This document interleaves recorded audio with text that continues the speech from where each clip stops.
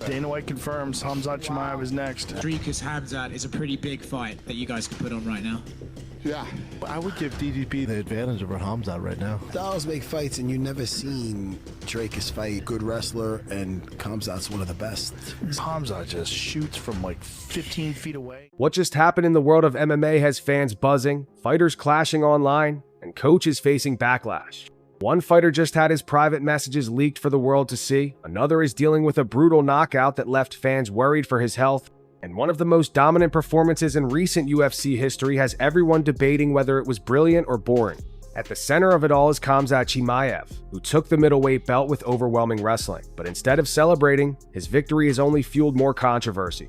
From Joe Rogan questioning whether anyone can stop him, to Belal Muhammad exposing Kamaru Usman in leaked DMs, to the massive criticism aimed at Dricus du Plessis and his coach, this has quickly turned into one of the most heated weeks in MMA, and today, we're breaking it all down in detail. Yeah, I think Khamzat is an incredible fighter, but you're fighting in the top 5 of the UFC, everybody's incredible fighters. Khamzat is an absolute animal, absolutely, but I mean, you look at the Gilbert Burns fight, which you could have scored either way. You look at the Kamaru Usman fight, and you go, yeah, he did beat Robert Whittaker, but obviously his teeth broke back. It's unfortunate. Joe Rogan has seen countless champions come and go, but even he seemed stunned by the way Khamzat handled Dricus du Plessis at UFC 319. Rogan was cage-side, watching round after round as Chimaev forced Dricus to the ground and kept him there with little effort. It wasn't just one takedown, it was complete domination every time the fight touched the mat. After the fight, Rogan explained that this wasn't just a gap in skill, it was multiple levels of difference. He wondered if Dricus could ever close that kind of distance in talent. The question he raised was simple. If someone can hold you down for 25 minutes and you have no answer, how can you ever beat them? Rogan admitted it would take a massive change in du Plessis' game to even stand a chance in a rematch. Fans immediately reacted online, some agreeing that Dricus looked lost, while others argued that maybe he just had a bad night. You've got DDP and Khamzat Chimaev. Who emerges from that? But DDP, man, he is something else. For so long we thought he just was bad. He's not. He's really good. He's like really, really good. But when Rogan, one of the sport's biggest voices, sounds doubtful, that tells you how one-sided the fight really was. But that wasn't the only question floating around after the fight. Fans and fighters alike began asking, who if anyone can stop Khamzat now? Rogan himself tossed out one name, Reinier de Ridder, a Dutch fighter with elite grappling skills and solid striking. Rogan liked de Ridder's toughness, his experience, and the fact that he can mix knees and combinations in ways that might keep Khamzat guessing. Still, many wondered if that was reaching, because so far, nobody has looked even close to stopping Khamzat's takedown-heavy style. Analysts pointed out that Khamzat's biggest weapon isn't just his strength, but the way he chains moves together so smoothly. Even if you stop one step, he has 2 more ready. Some fighters even argued that the only real way to stop him is to never let him grab you in the first place, which is easier said than done. The odds makers are going to say, the first round, of course, if Khamzat wins, and if it ends before 2 rounds, it's Khamzat all day. I would extend that after seeing this to even the first 3 rounds. 4 and 5 is what I want to see. I want to see Khamzat in the 4th and 5th. And if Khamzat's lighting his ass up, because DDP is going to be tough to finish. This whole debate left the MMA community buzzing, with fantasy matchups being discussed everywhere. Twitter, podcasts, YouTube breakdowns. Everyone wants to know, is there really a man alive who can stand up to this kind of pressure? Of course, not every fighter was impressed. Caio Borralho, a middleweight contender who has trained with Khamzat before, admitted that the fight was hard to watch. He said when a grappler dominates but doesn't finish the fight, it can get boring. Fans may respect the skill, but they also want action. Borralho went further, saying he personally has the style to beat Khamzat because he understands Chimaev's system from training with him. He claimed he knows the exact steps Khamzat takes and how to block them. That's a bold statement. Khamzat fighting against Dricus, who do you think he wins? I think Khamzat is gonna win because I don't see anyone preparing properly for Khamzat. They are bringing wrestlers to train them to defend takedowns and all that, but Khamzat doesn't do the normal stuff. Khamzat doesn't do wrestling. He does MMA wrestling. But Borralho wasn't alone. Another fighter, Anthony Hernandez, also took a jab at the fight, calling it boring but immediately stepping forward as the guy who could stop Khamzat. Hernandez claimed his relentless cardio would overwhelm Chimaev and drown him. What's interesting here is that fighters aren't shying away from him, they're lining up. Usually when someone dominates like Khamzat did, fighters avoid that challenge. But here, we're seeing the opposite. Maybe they smell opportunity, or maybe they just know calling out the champ gets attention. Either way, the fight world was suddenly full of challengers. Khamzat, however, didn't seem fazed by any of this. When asked about who's next, he pointed to the winner of Boralho versus Imavov as the most likely contender. He even said he doesn't care about rankings but believes he should be #1 pound for pound already. That confidence is typical for him. He's always been brash. 529 total strikes and 21 minutes and 40 seconds of control time, which was the second most ever in a UFC fight. How many takedowns was it? Let's see. Yeah. You had 12 takedowns. So, yeah, that's big by itself. But this time, he also silenced a major criticism. For years, people said his gas tank was questionable. That narrative is gone now.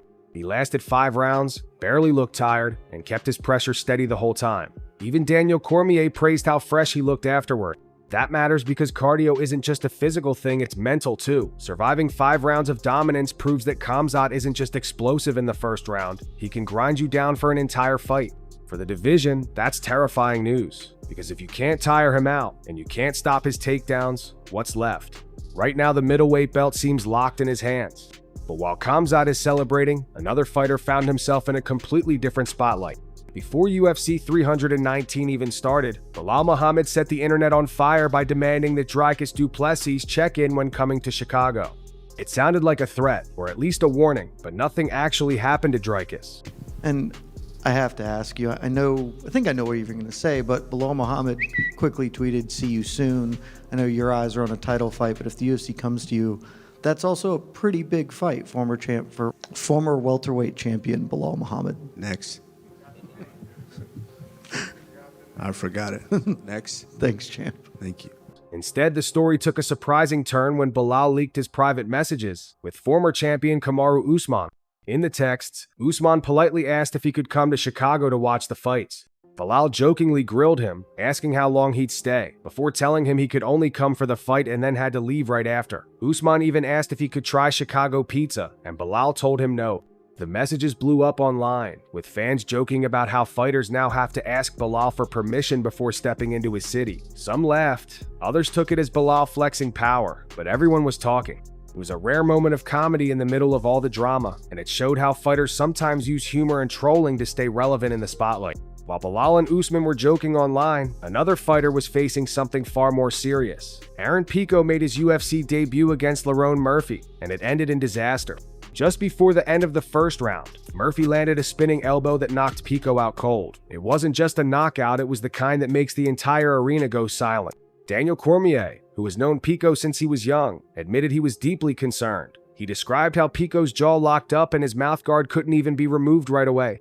For Cormier, this wasn't just another fight. It was a moment that raised real questions about Pico's future health. Dana White confirmed Pico had a concussion, but fans online worried about how many brutal knockouts a fighter can take before it becomes too dangerous. It's a harsh reminder that while fans love knockouts, each one can change the course of a fighter's life forever. Outside the cage, rumors were also swirling about the UFC itself. A report spread claiming that the Apex facility in Las Vegas was being renovated to hold 10,000 fans. Many fans groaned at the news, already tired of the Apex being used for so many cards. But Dana White quickly shut the story down, calling it a complete lie. He explained that the Apex could never even fit that many people, and that the report was total nonsense. In reality, the plan was only to add about 1,000 seats, not 10,000.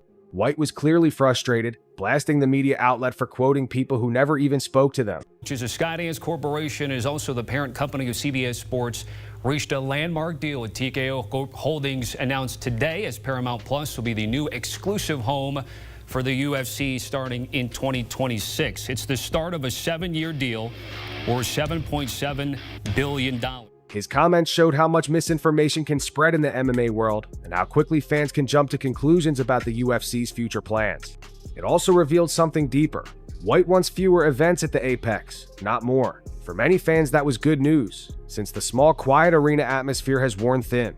The loss was even more shocking because Pico had been hyped as someone who believed he could become a champion within a year. He trained with boxing legends and felt confident in his skills. Yet in one spinning elbow, all of that momentum vanished. Pico, however, showed resilience afterward. He posted online thanking fans, admitting it wasn't his night, but promising to return stronger.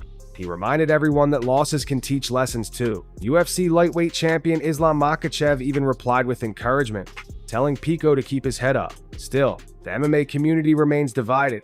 Some believe Pico's chin is too compromised to survive long-term in the UFC, while others argue he just needs to adjust his style and keep improving.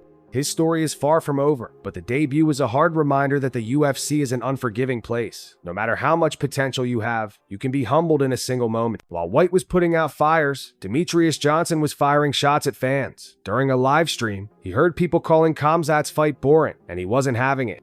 Johnson told fans that if they don't like grappling and wrestling, they should simply stop watching UFC altogether.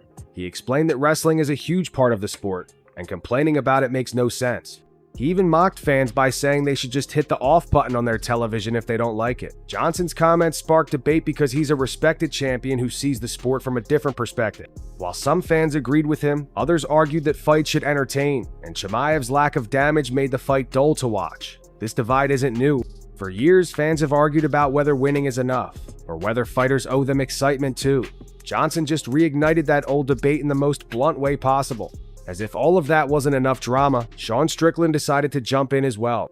After Khamzat's win, Strickland claimed online that he could out-grapple Chimaev over 5 rounds, calling him mentally weak and mocking his performance.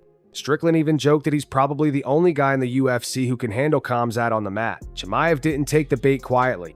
In the post-fight press conference, he laughed off Strickland's comments, pointing out that Dricus du Plessis had taken Strickland down multiple times, and if Strickland struggled with him, he'd have no chance against Khamzat. He brushed Strickland off as a loudmouth who just talks too much.